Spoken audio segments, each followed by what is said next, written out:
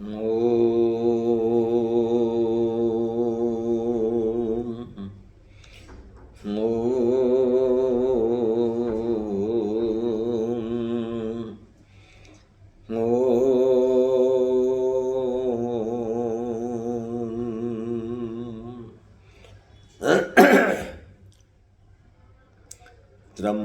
यजामहे सुगंधिं पुष्टिवर्धनम् उर्वारुकमिव बन्धनान् मृत्योर्मुक्षीयमामृतात्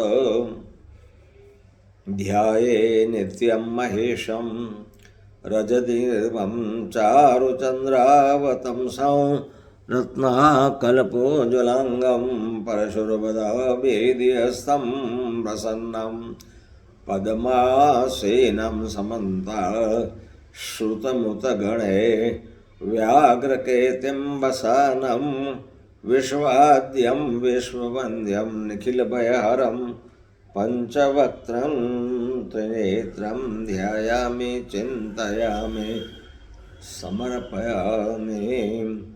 मृत्युंजय महादेव त्राहि मां शरणागतं जन्म मृत्यु जरा व्याधि पीडितं कर्मबन्धनैः सच्चिदानन्दरूपाय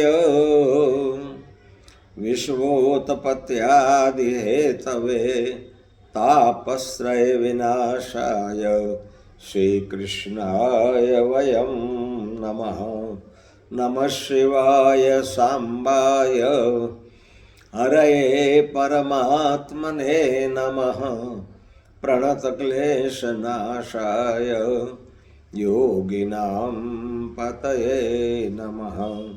ओम सद्गुरु चरण कमलेभ्यो नमो नमः।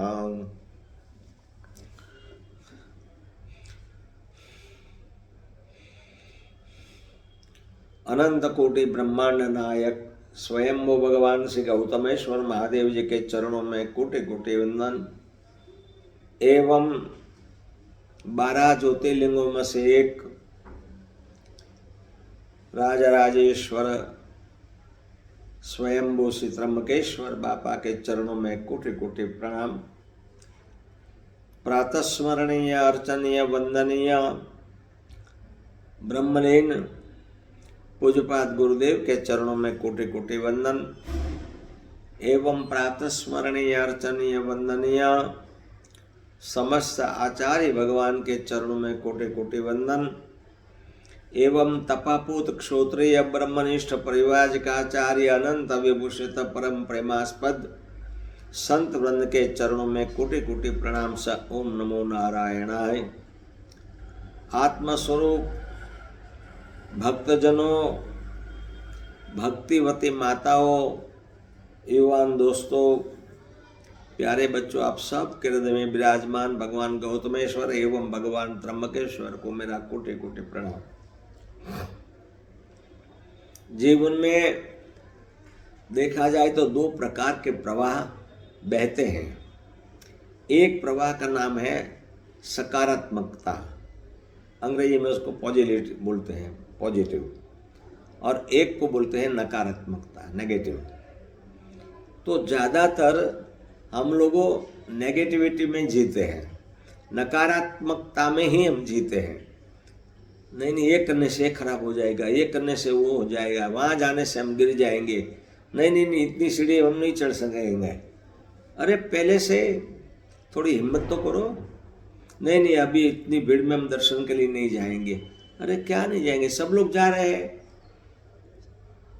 तो नकारात्मकता जो सोचते हैं उनको दुख प्राप्त हो जाता है। नकारात्मक का फल दुख है, मैं ऐसे मानता हूं।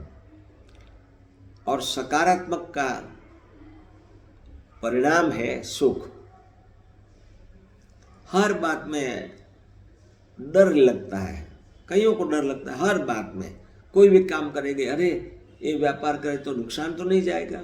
अरे भाई पहले व्यापार तो करो, नुकसान फायदे की बात की रही, काम तो करो पहले।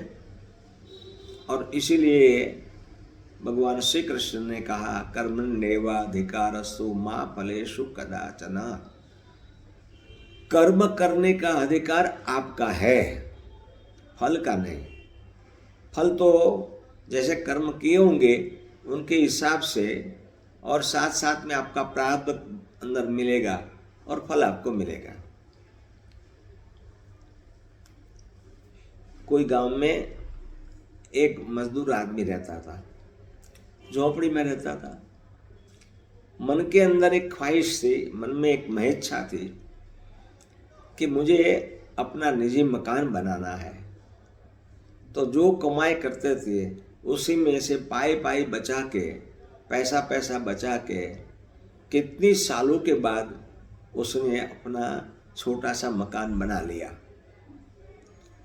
और उसके बाद में वो पंडित जी के पास गए गृह प्रवेश के लिए, मुहूर्त निकालने के लिए। तो 2 दिन के बाद पंडित जी ने उसका मुहूर्त निकाला कि 2 दिन के बाद आप गृह प्रवेश करना। ठीक है, सब तैयारी करने लग गए। दूसरा दिन सुबह होते ही भूकंप आया, और बड़ा भूकंप था। तो उसी का मकान जो पाई पाई इकट्ठा करके कितनी सालों के बाद जो बना था, वो मकान ध्वस्त हो गया, गिर गया। अब हाहाकार हो गया। सब लोग अड़ोस पड़ोस वाले बोले, अरे राम राम, गरीब आदमी ने पाई पाई बचा के मेहनत करके मकान बनाया था, रह नहीं पाया बेचारा, पूजा भी नहीं कर पाया। जब उसको पता चला झोंपड़ी में कि तुम्हारा मकान गिर गया है, तो उसने मिठाई ले ली, खरीदी। और जहाँ मकान गिर गया था वहाँ सब लोग अड़ोस पड़ोस वाले संबंधी लोग देखते थे। जैसे उसको देखा तो सब लोग अफसोस व्यक्त करने लग गए, अरे राम राम, अरे राम राम, अरे राम राम, तुम्हारा मकान गिर गया। तुमने तो कितनी मेहनत करके पाई पाई इकट्ठी करके तुमने मकान बनाया, तुम्हारा मकान, और तुम हंस रहे हो। उसने अपने झोले में से मिठाई का पैकेट निकाला और सबको मिठाई बांटने लग गया। सब लोग बोले, तुम पागल हो गए हो, तुम्हारा मकान गिर गया है और तुम जो है मिठाई बांट रहे हो, हंस रहे हो, तुम सुखी लगते हो, कोई दुख नहीं होता तुमको। तभी उस व्यक्ति ने जो जवाब दिया, बहुत सोच समझ के जवाब दिया। ऐसी परिस्थिति में भी वो दुखी नहीं हुआ। उसने क्या जवाब दिया पता है? उसने कहा कि देखो मेरे प्रभु की बड़ी कृपा कि मैं बच गया, मेरी पत्नी बच गई, मेरी लड़की बच गई। हम लोग 3 घर में रहते हैं। यदि मैं 2 दिन पहले इस घर में प्रवेश करता और रहने का मुहूर्त आ जाता तो हम लोग दब जाते, मर जाते। अरे सर सलामत पगड़िया बहुत। देखो इसको बोलते हैं सकारात्मकता। दुख में भी सुख का अनुभव किया उसने, और हम सुख में भी दुख का अनुभव करते हैं, बस फर्क इतना है। सत्संग करने वाले में, गुरु शरण में, ईश्वर शरण में, शास्त्र जो उनके चरण में जो रहता है, उसके शरण में रहता है, वो करते हैं मेरे जे ठाकुर, मेरे भगवान जो करेगा वो ठीक ही करेगा। और बात भी ठीक थी कि 2 दिन पहले उस मकान में वो रहने जाता तो क्या हालत होती, दब जाते रात में हैं और मर जाते। बोले हम दबे नहीं, हम मरे नहीं, हम जीवित रहे, दोबारा प्रयत्न करेंगे, मेरे भाग्य में होगा तो हम दोबारा मेहनत करके फिर बनाएंगे। देखो ये सोच में फर्क है। दुख भी टिकता नहीं है, सुख भी टिकता नहीं है, ये हम सब लोग जानते हैं। फिर भी सुख में भी दुखी होते रहते हैं। तुमको सब सुख के साधन परमात्मा ने दिए हैं, उस सुख के साधन में भी आप दुख क्या हाजिरी लगा देते हो। अरे ये तो कितने साल रहेगा, ये जो पैसा है वो पता नहीं क्या होगा, हमारे पास रहेगा कि नहीं रहेगा। अरे भाई, जब तुम्हारे पास सुख है उसका उपयोग कर लो। अब जब दुख आ गया तक देखा जाएगा, उसको सहन कर लेना। इसीलिए गुरुजन शास्त्र हमने को सिखाता है कि सुख हो या दुख हो उसमें समानता का भाव रखो। भगवान जैसे रखेंगे, जैसे गुरुदेव जहाँ ले जाएंगे, जहाँ रखेंगे, हम कई बार गाते हैं ना, जहाँ ले चलोगे वहीं हम रहेंगे, नाथ जहाँ रख लोगे वहीं हम रहेंगे।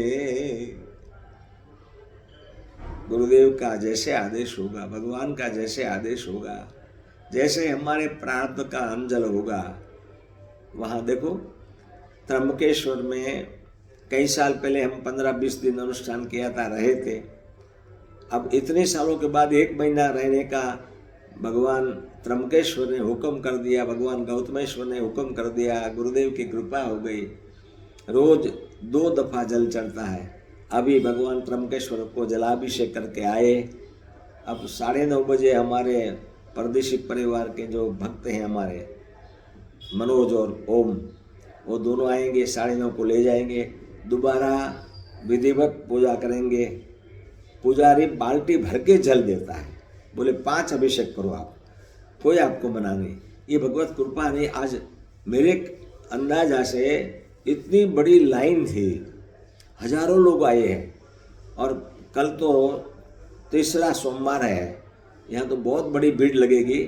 और जो ये ब्रह्मगिरी पर्वत है ना, उस ब्रह्मगिरी पर्वत की परिक्रमा होती है।